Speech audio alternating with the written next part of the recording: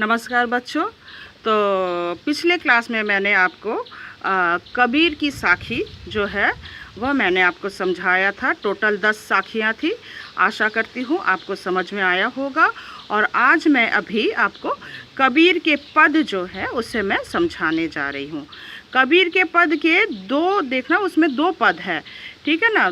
तो पहला पद जो है उसमें उन्होंने माया को महाठगनी के रूप में प्रस्तुत किया है, और दूसरा जो पद है वहाँ पर कहा गया है कि हमारा ये जो शरीर है उसका कोई महत्व नहीं है, क्योंकि हम उसे खा पी कर अच्छे तन में क्या कब वस्त्र देकर सजा सवार कर इतना सुंदर बनाते हैं, पर अंत में क्या है, उसे तृण के समान जला दिया जाता है। तो हमें कभी भी घमंड नहीं करना चाहिए।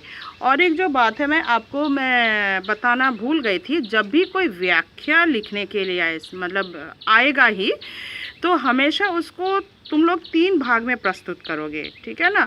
संदर्भ लिखोगे, प्रसंग लिखोगे और व्याख्या करोगे। संदर्भ में क्या लिखोगे कि पाठ का नाम, मतलब किस पाठ से अवतरित है।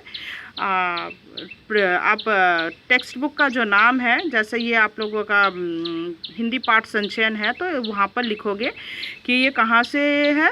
हिंदी पाठ संचयन के कबीर के पद से अवतरित है, जिसका रचयिता कौन है, कबीरदास जी हैं। इस प्रकार आपको लिखना पड़ेगा।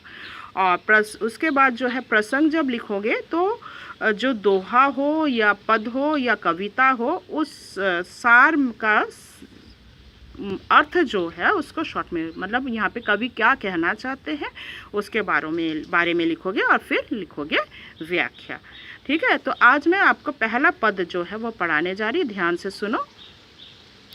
माया महाठगनी हम जानी, तिरगुन फांसी लिए कर डोले, बोले मधुरी बाणी। केशव के कमला होई बैठी, शिव के भवन भवानी। पड़ा के मूरत होई बैठी, तीरथ हूँ में पानी। जोगी के जोगिन होई बैठी, राजा के घर रानी। काहू के हीरा होई बैठी, काहू के कौड़ी कानी। भक्तन के भक्तिन होई बैठी, ब्रह्मा के ब्रह्मानी। कहे कबीर सुनो भई साधो, यह सब अकथ कहानी। तो देखो यहाँ पे पहला जो पद है, यहाँ पर हम पढ़ेंगे कि माया के संबंध में वे लिखते हैं, उनकी चर्चा करते हैं। और कबीरदास जी माया को महामोहिनी के रूप में वे प्रस्तुत करते हैं, ठीक है। यहाँ पे माया मोहिनी, माया जो है बहुत ही मोहिनी है, और वह हर एक के घर में किसी ना किसी रूप में बसती है। तो पहला देखो, कबीरदास जी कहते हैं कि माया महाठगनी हम जाने, हम जानते हैं कि माया बहुत ही मोहिनी है, और वह क्या है, हमको ठग लेती है। माया के जाल में जो पड़ता है वह ठग जाता है, पर माया के जाल से भी नहीं निकल पाता। तो ये माया जो है वह अपने हाथ में तिरगुन फांसी लिए कर डोले। तिरगुन फांसी यानी 3 गुणों वाला फांसी का फंदा। तो वो 3 गुण क्या क्या है, सतगुण, रजगुण और तमोगुण।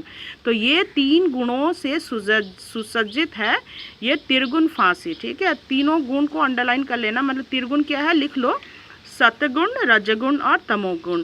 तो इन गुणों को लिए क्या है, माया हमेशा मधुर वाणी बोलती है, मनुष्य को फंसा लेती है। तो इस माया से कोई निकल नहीं पाता। केशव के कमला होई बैठी, शिव के भवन भवानी। तो देखो केशव, केशव यानी विष्णु जी। विष्णु के घर में कौन है, विष्णु के घर में कमला, कमला यानी कौन, लक्ष्मी जी। तो क्या है, केशव के कमला होई, तो यहाँ पे विष्णु के घर में जो है कौन है, लक्ष्मी जी के रूप में माया बैठी हुई है। शिव के भवन भवानी, और शिव जी मतलब शंकर जी के घर में भवन यानी पार्वती जी। शिव के पास कौन है, पार्वती जी विद्यमान है। पड़ा के मूरत होई बैठी, पड़ा यानी यहाँ पे पंडा, पंडे के घर में क्या है, मूरत होई। पंडा किसकी पूजा करता है, मूर्ति की पूजा करता है। तो पंडे के घर में क्या है, मूर्ति के रूप में माया बसी हुई है। और तीर्थ हूँ में पानी, तीर्थ यात्रा में क्या है, पानी के रूप में। लोग जब तीर्थ यात्रा करते हैं तो वहाँ पे स्नान करते हैं, पानी का अर्पण करते हैं, ठीक है ना। तो यहाँ पे तीर्थ स्थान में क्या है, माया किस रूप में है, पानी के रूप में जल चढ़ाते हैं तीर्थ स्थान जाकर। जोगी के जोगिन होई बैठी, जोगी के घर में क्या है, योगी के घर में योगिन के रूप में माया बैठी हुई है, और राजा के घर में माया किस रूप में है, रानी के रूप में है। तो ये ध्यान रखना। काहू के हीरा होई बैठी, काहू के कौड़ी कानी। तो देखो, कहीं जिसके पास धन है तो उसके पास क्या है, रुपए के रूप में माया बैठी हुई है, और जो दरिद्र है वहाँ पे क्या है, संपत्ति के रूप, मतलब दरिद्र के घर में भी माया किस रूप में है, संपत्ति के रूप में है। वो उसका लगाव किससे, अगर थोड़ा भी कुछ मिल जाए तो उसे बहुत ही संवार कर रखते हैं। भक्तन के भक्तिन होई बैठी, भक्त के घर में माया किस रूप में है, भक्ति के रूप में है, और ब्रह्मा के घर में क्या है, माया ब्रह्माणी के रूप में है। तो यहाँ पर देखो, हर कहीं माया से जड़ा, ये पूरा जो ब्रह्मांड है, ये पृथ्वी है, हर कहीं क्या है, कवि माया को दर्शाते हैं। कहे कबीर सुनो भाई साधु, यह सब अकथ कहानी। तो इसीलिए कबीर दास जी क्या कहते हैं, अंत में कहते हैं कि प्रभु का जो सच्चा सेवक है, माया उसकी दासी है। प्रभु का सेवक जो है, जो भी प्रभु का सेवक है, माया क्या है, उसकी दासी है, और माया उसके वश में रहती है, ठीक है ना। तो इस क्या है, माया जो है, जो माया के वश में आ जाए, माया उसके वश में नहीं रह सकती, पर माया को वश करना ही बहुत कठिन है। तो पहला पद आशा करती हूँ आपको समझ में आया होगा, ठीक है। माया को क्या कहा गया है, माया बहुत महाठगिनी है, और ये 3 गुणों का जो फांसी का फंदा है उसे लेकर घूमती रहती है। 3 गुण कौन कौन से, सद्गुण, रजगुण और तमोगुण। तो यहाँ पे हर एक के घर में क्या है, माया किस रूप में है, माया सभी के घर में, जैसे कहा गया विष्णु के घर में माया कमला के रूप में है, शिव जी के घर में पार्वती के रूप में, पंडा के घर में क्या है, मूर्ति के रूप में। तो इस प्रकार क्या है, तीर्थ स्थान में माया किस रूप में है, पानी के रूप में। फिर इस प्रकार योगी के घर योगिन के रूप में, राजा के घर रानी के रूप में, भक्तन के घर भक्तिन के रूप में, ब्रह्मा के घर ब्रह्मानी। तो ये क्या है, आपको इसके ऊपर ये इम्पॉर्टेंट है, तो इस पद को आप लोग ध्यान से कर देंगे। इसके बाद मैं आपको इससे संबंधित जो प्रश्नोत्तर है मैं भेज दूँगी। अब देखो दूसरा पद पढ़ेंगे। दूसरा पद में है, झूठे तन को क्यों गरवावे, मरे तो पल भरी रहन न पावे, खीर खांड घृत पिंड सवारा, प्राण गए तो बाहरी जारा, जहीं सिरी रची रची बांधत पागा, सो सिरु चंचु सांवर हिकागा, हाड़ जरे जैसे लकड़ी झूरी, केस जरे जैसे तृण के कूरी, कहे कबीर नरु अजु न जागे, जम का दंड मूड़ मही लागे। तो देखो दूसरा पद जो है, तुम लोग जो है संदर्भ तो एक ही रहेगा, अब प्रसंग जो है उसमें क्या लिखोगे कि यहाँ पे हमारा जो शरीर है, ठीक है, तो उस पर हमें ज़्यादा क्या है, घमंड नहीं करना चाहिए। कबीरदास जी कहते हैं हमें अपने शरीर पर घमंड नहीं करना चाहिए, क्योंकि ये शरीर को हमें एक ना एक दिन त्यागना ही पड़ेगा, इस शरीर को हमें छोड़कर जाना पड़ेगा। तो कबीरदास जी देखो ये कहते हैं कि हे मनुष्य झूठे तन को क्यों गरवावे, हे मनुष्य तुम इस झूठे शरीर पर क्यों गर्व करते हो, अर्थात ये जो नाशवान शरीर है इस पर घमंड हमें नहीं करना चाहिए। अगर तू मर जाएगा, मरे तो पल भरी रह न पाएगा, पाए मतलब अगर तुम मर जाते हो, जब हम इस शरीर को त्याग देते हैं तो वो जो जिस शरीर की तुम इतनी देखभाल करते, वो शरीर पल भर के लिए भी उसे कोई घर पर नहीं रखता, ठीक है, क्योंकि कितना देर रखोगे, मरने के बाद ही क्या है उसे लोग क्या करते हैं, शमशान लेकर जाते हैं, उसे पल भर भी कोई अपने घर रखना पसंद नहीं करते, चाहे वह कितना भी करीबी लोग हो, ठीक है। तो उसे पल भर मरने के बाद क्या है उसे कोई नहीं रख पाता, उसे तुरंत क्या करते हैं, शमशान ले जाते हैं और उसे जला दिया जाता है।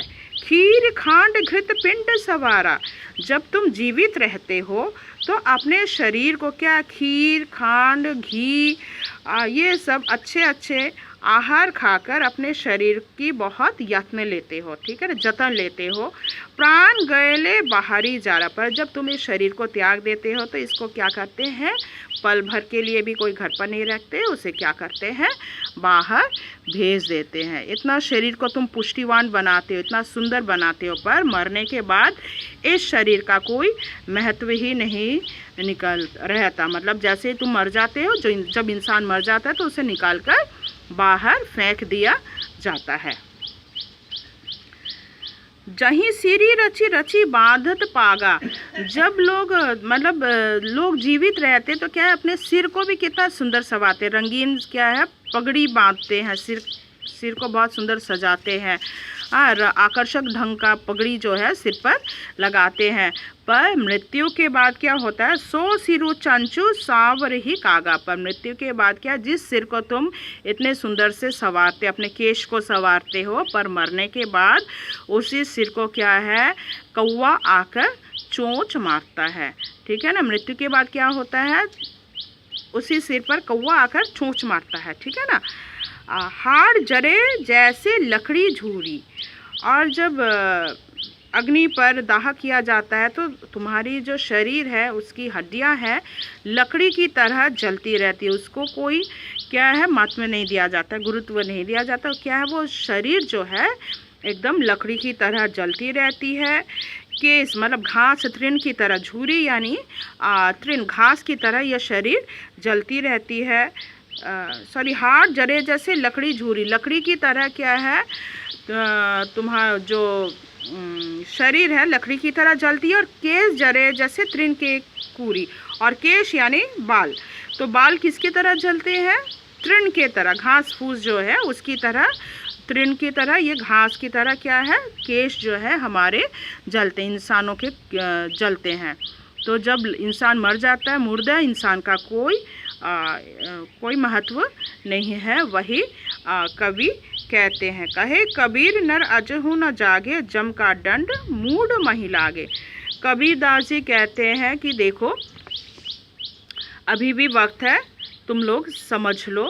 मनुष्य को क्या है, वे कहते हैं कहे कबीर नर अजहु जागे, अब भी तुम जागो और तुम्हारे अंदर जो अहंकार है उसे तुम दूर करो, ठीक है। तुम इस जो नाशवान शरीर है उसमें जो घमंड है तुम्हारे शरीर के अंदर, उस घमंड को दूर करो और इतना सजना संवारना, अपने शरीर को जितना समय वक्त देते हो इसे तुम इसे दूर करो।